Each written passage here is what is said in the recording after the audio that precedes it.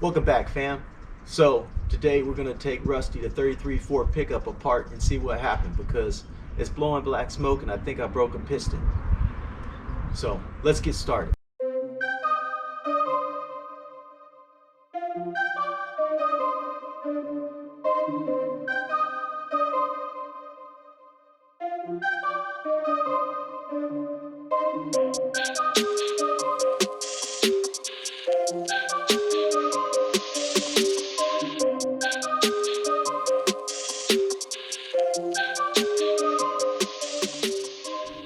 Okay, I've already ran a compression check and it looks like we have a dead number 4 cylinder. It's only putting out about 70 psi, so we're gonna have to pull this engine out and tear it apart and see what went wrong. As I suspected, I'm pretty certain it's gonna be a ring, so we'll find out more once I get the head off. So I'm not gonna record taking the engine out as this is a custom application and it doesn't really apply to any sort of tutorial. So I'm not going to bother documenting how to take the engine out of a 33 Ford pickup in this case. So I'll just fast forward to when the engine's out and we'll pick up there.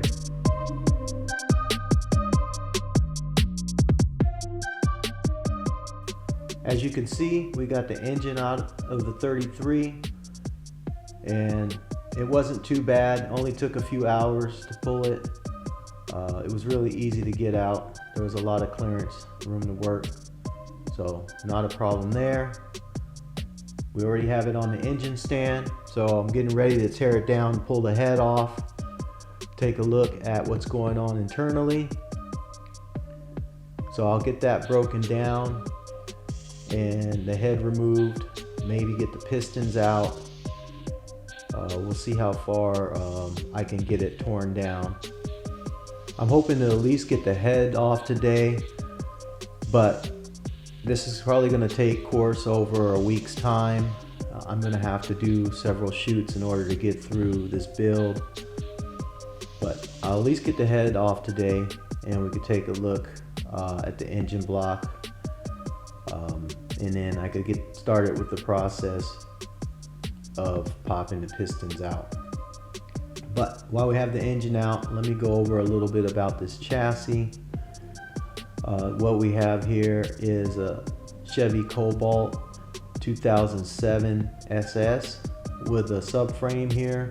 So the whole engine cradle subframe was simply taken out of the donor vehicle and made it to the 33 Ford chassis. This chassis has been boxed in for extra strength, so there's no problem there when it comes to it being a strong, sturdy chassis. It's very rigid, but I'll pick back up once we have the head off. Like I said, we got the head off. Gonna take a look at that. Take a look at these cylinders. I believe we have our issue here. We had low compression. All the other cylinders were about 168 to about 171 compression. This one here, we got approximately 70 psi. So definitely got an issue here. Again, I'm thinking it's a ring landing.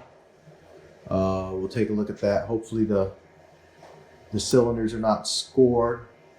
I don't want scoring cylinders because then we're going to need machine work, and I'm not quite sure how much machine work we could do on this block because I believe it's sleeved cylinders, so there's some tolerances there we have to be aware of.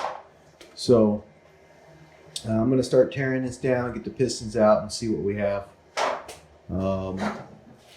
Inspect the head, clean it up. So this is going to be a budget build. I'm not going to do too much as far as machining goes. Only things that are necessary. I'll go ahead and take a look at the surfaces, get a straight edge on there, and make sure that we are within a decent spec. So obviously if it needs some machining, we'll go ahead and address that at that time. So again, just trying to put what it needs, maybe upgrade those parts. I'm thinking possibly, well, actually, definitely putting in some forged pistons. So I'm going to go on the ZZP and see what they have to offer. Connecting rods.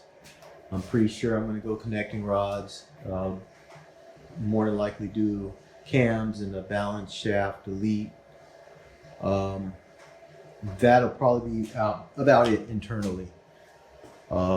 Debating on whether I'm going to put springs in it at this time. I'll probably wait till I do something turbo wise, because I'm going to put it back together with the M62 blower, and we'll just see how it runs from there. Probably rip and run down the road this summer, and then next winter I'll probably take it apart and do either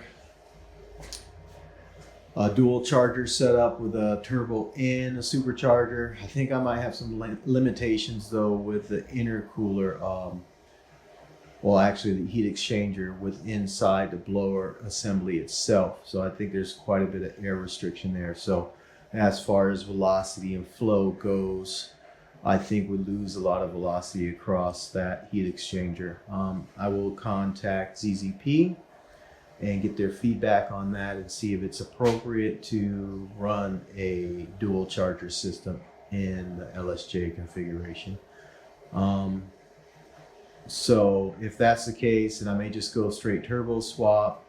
I really like the blower whine though, so I'd like to keep the supercharger on it, just because I just like the blower whine. I've come to get really fond of it, especially when going through tunnels. It just makes an amazing sound. So yeah, so that's about it.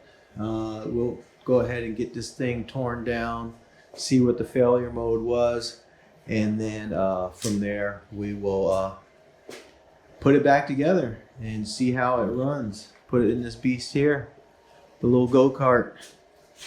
So yeah, should be fun. Got the pistons out of the 33. This is the 2.0 LSJ. So we got all the pistons here. I pulled them all out. Looks like number 4 cylinder, broke ring landings. Take a look at that there.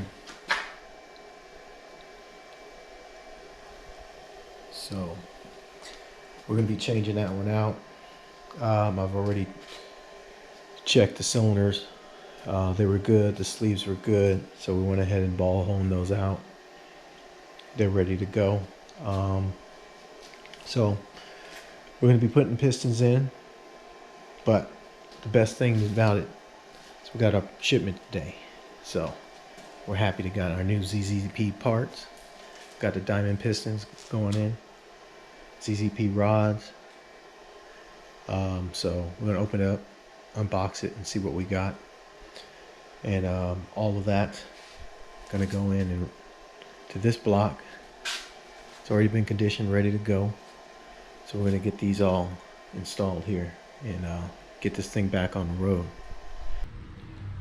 Well, that's it for this episode. I want to thank you for watching and look for my next video where I do the ZZP unboxing and hopefully get the engine assembled. I look forward to getting this truck back on the road. Also, please like and subscribe and hit the notification bell to be notified of any of my future episodes. And until then, stay good, family.